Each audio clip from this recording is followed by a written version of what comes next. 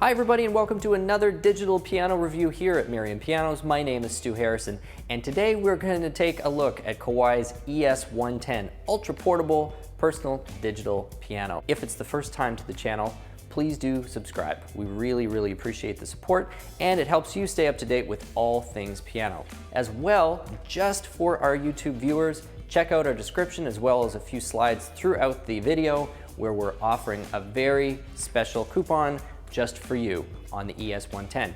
So thank you so much for joining us for the video. We're gonna get started on this right away.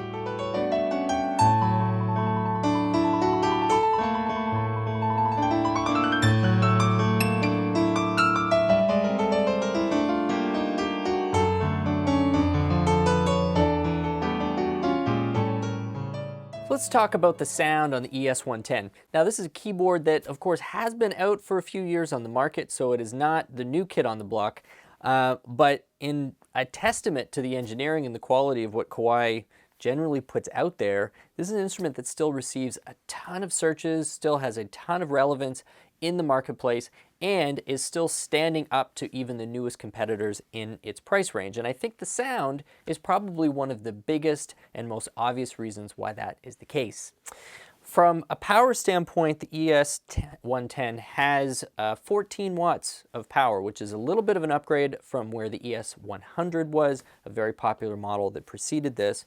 And 14 watts, when it's configured properly, when you've got really good quality speakers putting that out, is enough to fill a small room, definitely enough to be able to practice with, be able to play at a hobbyist level on your own without the need for an amplifier, and certainly enough to give you enough presence that you can still get some bass response and still get some really good warmth out of the tone without having to use headphones.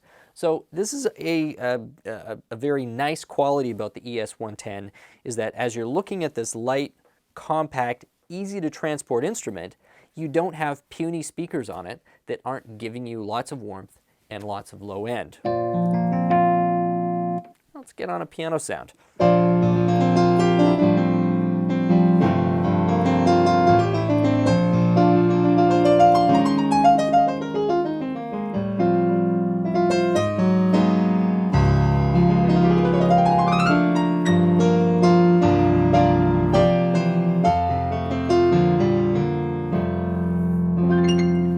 Super full. It's very impressive, and it's one of the things that drew me to this instrument initially.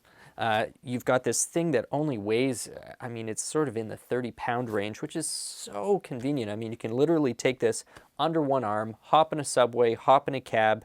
I have a lot of gigging musicians who have used this as secondary instruments on stage because of how light it is and because of just the quality of the tone that you get out of it. Now, let's talk about the sound engine or the tone engine that's driving those speakers. This is equipped with Harmonic Imaging, as all Kawai digital products tend to be, and this is the name for their algorithm that actually creates the piano tone, and it's essentially a real piano sample with some extra juice sprinkled on top of it. All of the extra nuance like string resonance and damper resonance that are sort of synthesized, put on top of an actual sample of a concert grand piano. This is not the SKEX sample bank that you get on the ES8. It's one down from there, so this is what they just call the EX sample set, which I guess is just a previous generation. Still really capable, tends to be slightly brighter than what you get on like the CN29 or the ES8 that has that SKEX sample. 192 polyphony on this, which is tons. You will never, ever run out of polyphony with 192. Quite frankly, if all you're doing is playing piano at kind of a medium level, even 128 is more than enough. So you've got 192 and, as we said, 14 watts of sound. Diving right into the other sounds that are available on it, of course you've just heard the main piano sound that comes on as soon as you turn it on by default.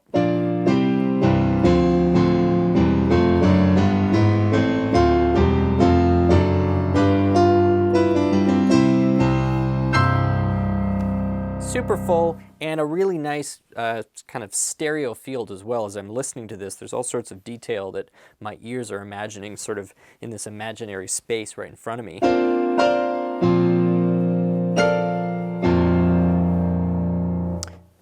But then there's other acoustic sounds as well to choose from.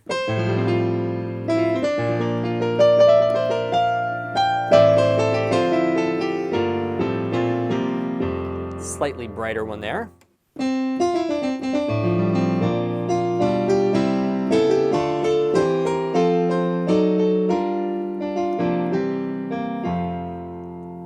Almost started playing that Sarah McLachlan tune from Toy Story. Anyway, sort of a digital grand piano sound. Very nice, mellow, warm sound. So great variety on there.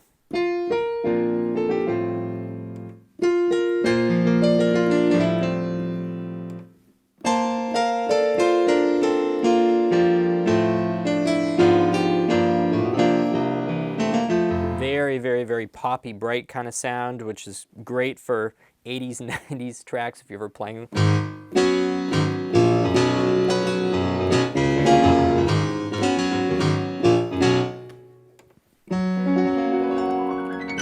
And then, of course, back to the front. It also has some really convincing Rhodes sounds and Wurlitzer sounds. I actually love the Rhodes sound on this. It's very rich. It's got a nice tremolo to it.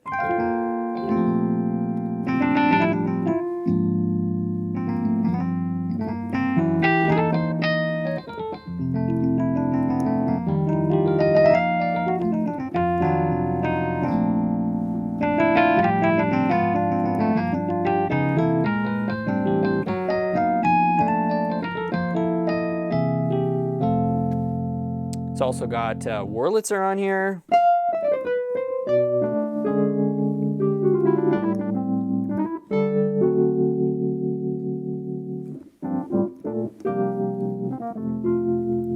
And some decent organs as well.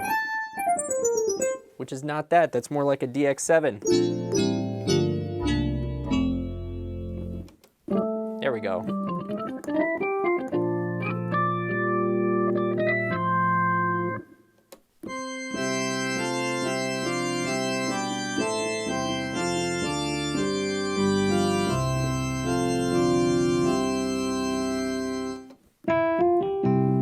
And then a whole other host of categories, or I shouldn't say categories, voices that are listed in others. Like pads, harpsichord is in there, I think vibraphone.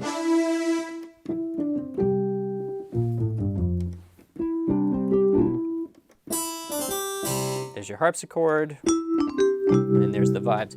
So a nice little selection of onboard sounds. So that pretty much wraps up the discussion on tone. We've got 192 polyphony, we've got 14 watts of total power, and as you've heard, a nice selection of sort of your critical staple sounds that you would expect out of any digital piano really these days, but done at a pretty high level. I would say for a lot of those patches, you're dealing with a professional grade sample that would be good enough to perform on, or I should say record on.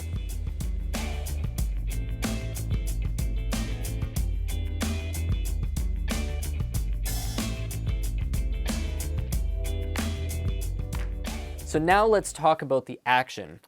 If you are anything like me, or if you have a need for a really convincing, inexpensive piano action that's easy to lug around, the ES110 has some nice surprises in store.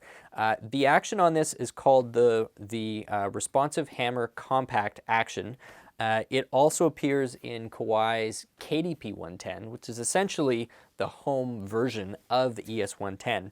And it is a slightly lighter weight, slightly more simplified version of the RH3 action. It actually has a fairly similar feel to the RH3 action. I know people who actually prefer this to the RH3 action, so there you go. It's a very personal thing, you have to try it out. But it is a very forgiving action.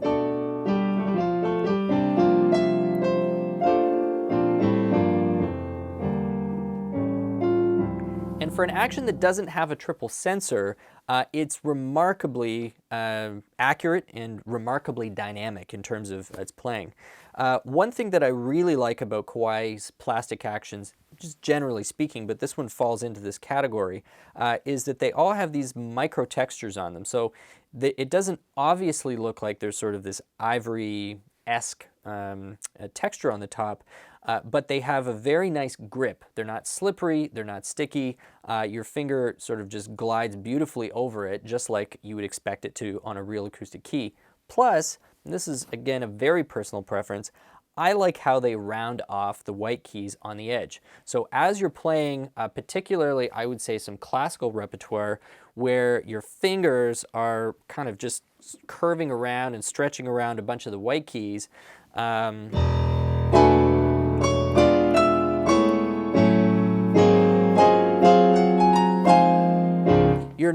your finger's not feeling that hard edge. And some pianos, both acoustic and digital, actually have a bit of a harder edge on the side of the white keys. I don't really like that. It's just a preference. And so I appreciate the fact that on the Kawai, and again with the ES110, you've got these nice rounded edges. It just makes it a little more comfortable to play, and I would say that it makes it a bit more versatile, because virtually any style of playing, and especially for smaller hands, where even just grabbing octaves is maybe a little bit of a stretch for you, you might notice that and you might really appreciate it. So the RHC action is obviously fully weighted. You've got a slightly heavier touch in the bass than you do in the treble, like most professional actions now, so it is simulating that weight. It doesn't have escapement, so for people who are really hardcore classical players, you might want to take a look at an action that does give you that. And of course, all three of the major brands, Yamaha, Kawai, Roland, have that escapement. Some of them call it let-off. I actually think Kawai refers to it as let-off versus escapement. But I think everything from the CN29 up, as well as the ES8 up, has that escapement function, or that escapement feature in it.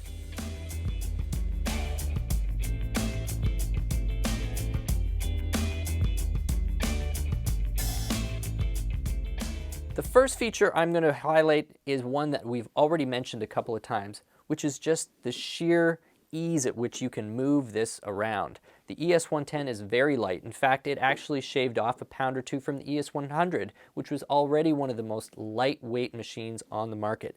This fits comfortably under one arm, one hand, in a canvas bag or a carrier bag, and you can schlep this for miles without getting tired. That's a really big deal for anyone who's using this for professional use, and for somebody who's using this casually and wants to be able to move this between a dorm room or a house or a cottage.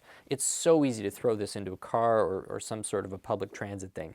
That's awesome, and I think still the ES110 remains either the lightest or the second lightest weight option that you can get on the market. Second point I'm going to bring up, this is becoming more standard, but it's worth mentioning because we don't have it here in the shot, is it does come with a built-in music stand. And so you don't have to worry about having the music stand there. If you're taking it place to place, you just have the nice lightweight plastic stand that fits into the two slots right there, and you're good to go. Third thing, this has discrete audio outputs, stereo quarter-inch audio outputs. That is not something that's just an automatic feature on all instruments. In fact, when you get down into this price range, it's a bit of a rarity. So without having to use the headphone jacks, you've got two left and right stereo outputs. That's how we're recording it today. I don't know, you can probably see it in the frame there. And you can use this to go into an amplifier, use to go into a PA system, and it leaves your headphone jack still completely open, and it doesn't turn off the speakers on the machine itself. That's a really nice feature. This does have the older 5-pin DIN MIDI outputs, and it does not have the USB. So that's something that is a little unusual, or if I would say that there's one thing about the ES110 that's showing its age a little bit, it's the fact that it doesn't have the USB ports. However, one thing it does have, and this put it really ahead of its time, it has Bluetooth wireless MIDI. And so, sure, you don't have the USB port, but in a lot of cases, you won't need it, because if you're using a modern smartphone, if you're using a modern tablet, or even a computer, you can connect this wirelessly to those devices and use it to obviously use Kawai's software like the Sound Museum or the Virtual Technician, but probably more interestingly, you can use it to connect to programs like GarageBand and Logic and all of the other host of DAW software and music education software out there that is compatible with wireless Bluetooth MIDI. This also is available with a matching stand. So we've got this on a kind of a traditional X stand, which is the industry basic, but you can also get this with a wooden furniture stand and a 3-pedal system as well if you want to. So the ES110 kind of turns into a home use instrument, not just a portable instrument. So that may be relevant to some people.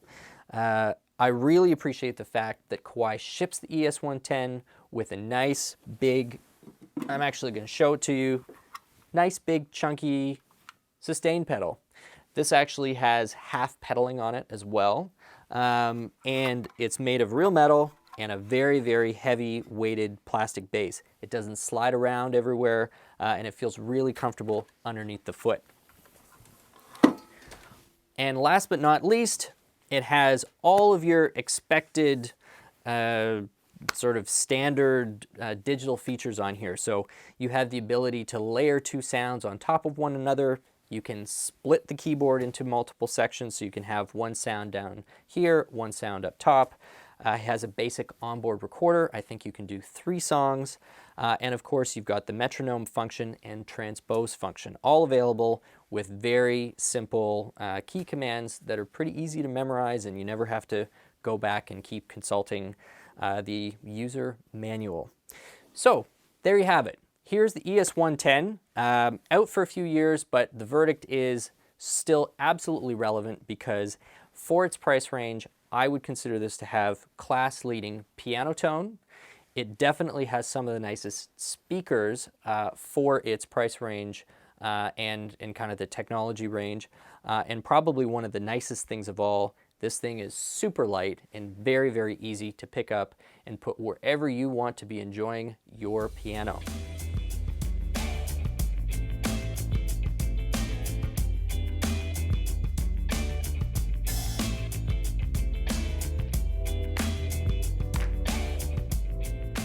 So once again, thank you so much for joining us for another video. This, of course, has been our review of the Kawai ES110. If you want to hear this instrument just played on its own, be sure to check out our ES110 playing only video. I'm not doing any talking, just doing some playing on the most popular sounds. And as we said at the beginning, if this is the first time to the channel, we'd really appreciate if you just click that subscribe button. It helps us to keep making new content, and it keeps you up to date on all things piano. We will see you back next time for another video. My name is Stu Harrison. You've been with Merriam Pianos.